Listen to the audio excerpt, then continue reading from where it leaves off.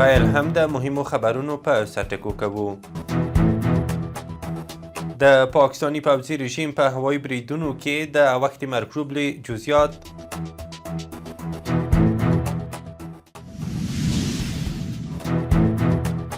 ننګرهار کې د افغان ځواکونو له لوري د پاکستاني جیټ الوتکې غورځېدل.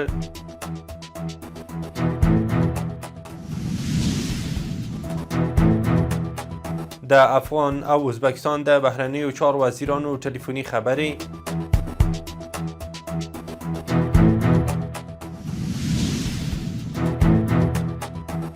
او پر ایران د امریکا او اسرائیل د بریدونو پیل.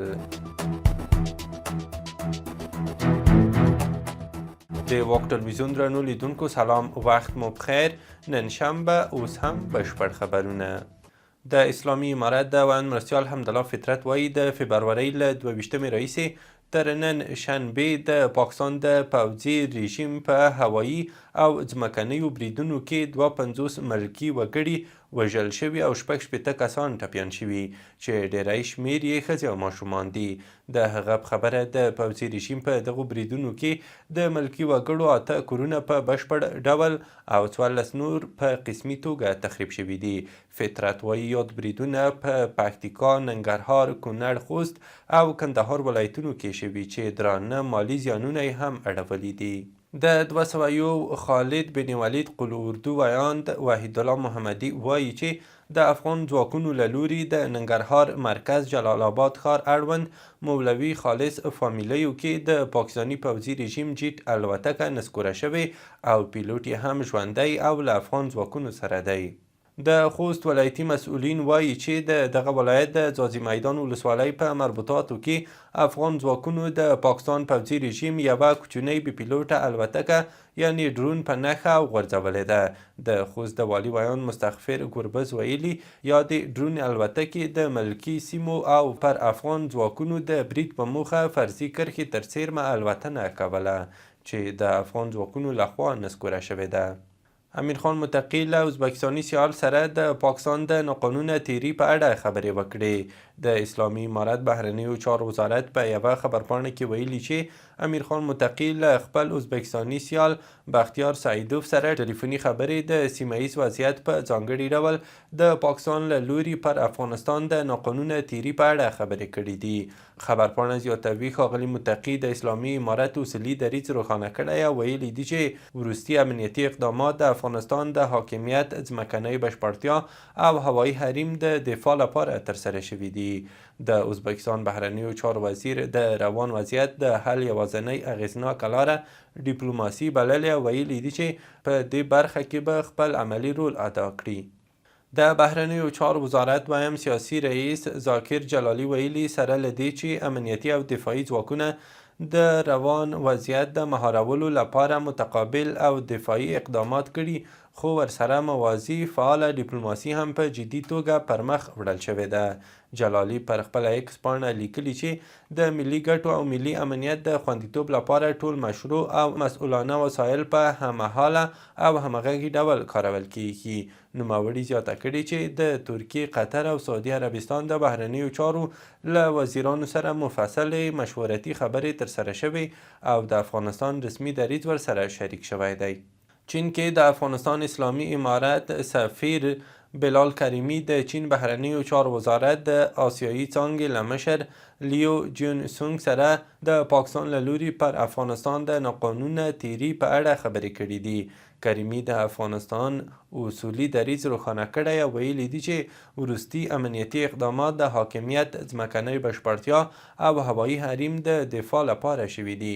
چینایي چارواکي په ننګرهار کې د ملکي تلفاتو په اړه خواخوږي ښودلې او ویلي دي چې د روان وضعیت د حل یوازینۍ اغیزناکه لاره ډیپلوماسي ده. الجزیرې د پاکستان د لومړي وزیر د ویاند مشرف زیدي له قبله لیکلي چې له افغانستان سره هیڅ ډول خبرې نه کیږي.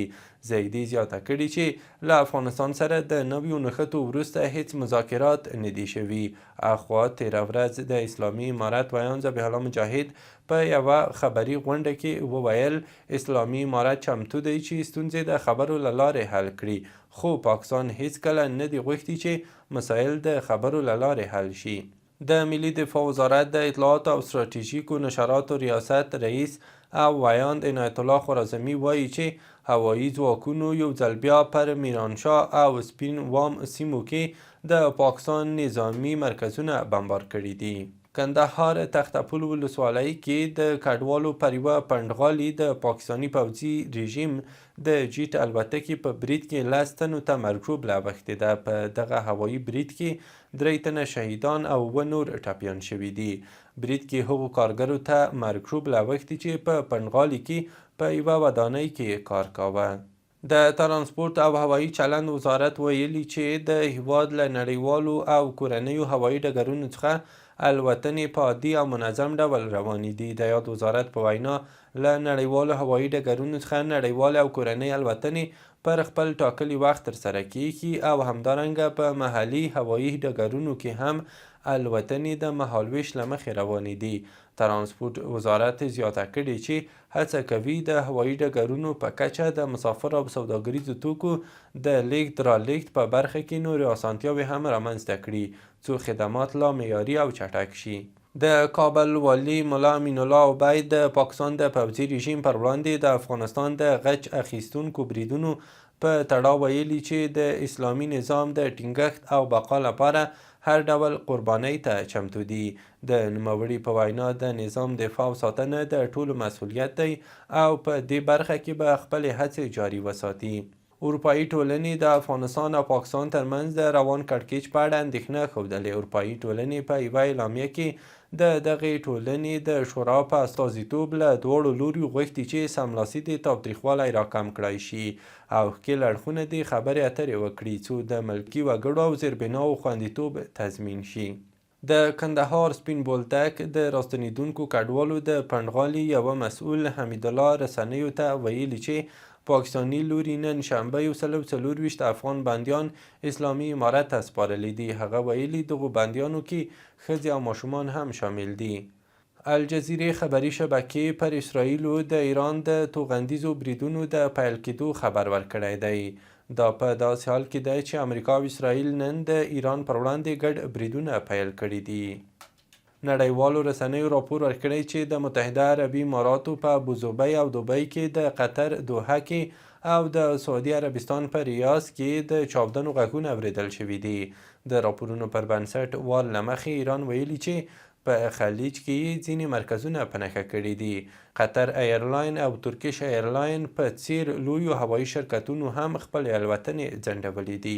ایرانی رسنیو په بحرین کې د امریکا پر پوځي اډې د توغندیزو بریدونو راپور ورکړی دی. تر دې دمه د یادو بریدونو له امله د اوښتو زیانونو او مرګ ژوبلې په اړه څه نه دي ویل شوي. ایرانی رسنیو راپور ورکړی چې په تل ابیب او د اسرائیلو په شمالي برخې جلیل سیمه کې درنې چاودنې شوي دي. په ورته وخت کې راپورونو کې ویل شوي چې په تهران کې د چاودنو غږونه اورېدل شوي او په ښارونو کې د هوایي دفاعي سیستمونه فعال شوي دي. رویټرز خبري اژانس راپور ورکړی چې د ایران ستر مذهبي مشر آیت الله علي خامنه‌ای د اسرائیلو د بریدونو پر مهال په تهران کې نه و او خوندي ځای ته لیږدول شوی دی. راپور کې راغلي چې د تهران یو شمېر اوسیدونکي هم خپلې سیمې پرېږدي. دا بریدونه وروسته له هغې کېږي چې د سویس په جنیوا کې د امریکا او ایران ترمنځ خبرې اترې هم پای ته ورسېدې. نړیوالو رسنیو راپور ورکړی چې اسرائیلو د ایران په ځینو برخو باندې د خپلو بریدونو له جاري ساتلو سره پر لبنان هم بریدونه پیل کړي دي. په ورته وخت کې ایران اعلان کړی چې په منځني ختیځ کې د امریکا اډې په نښه کړي او دا لړۍ به دوام ومومي. متحده عربي اماراتو کې د امریکا سفارت پر ایکس له خپلو کارکوونکو غوښتي چې په خپل کور یا بل خوندي ودانۍ کې یو خوندي ځای ومومي او هلته پاتې شي. په دغه خبرتیا کې چې پر ایران له بریدونو وروسته خپره شوې ویل شوي د سفارت کارکوونکي دي د خوړو، اوبو، درملو او نورو اړینو توکو زیرمه ولري.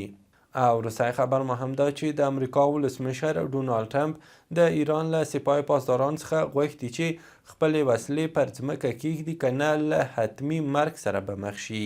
د راپورونو له مخې ټرمپ د ایران خلکو ته په یوه وینا کې ویلي چې امریکا به د مرستې سربیره د ایرانیانو ملاتړ وکړي. له ملتیا او لیدلو مو مننه. وروستي او مهم خبرونه مو همدومره وو.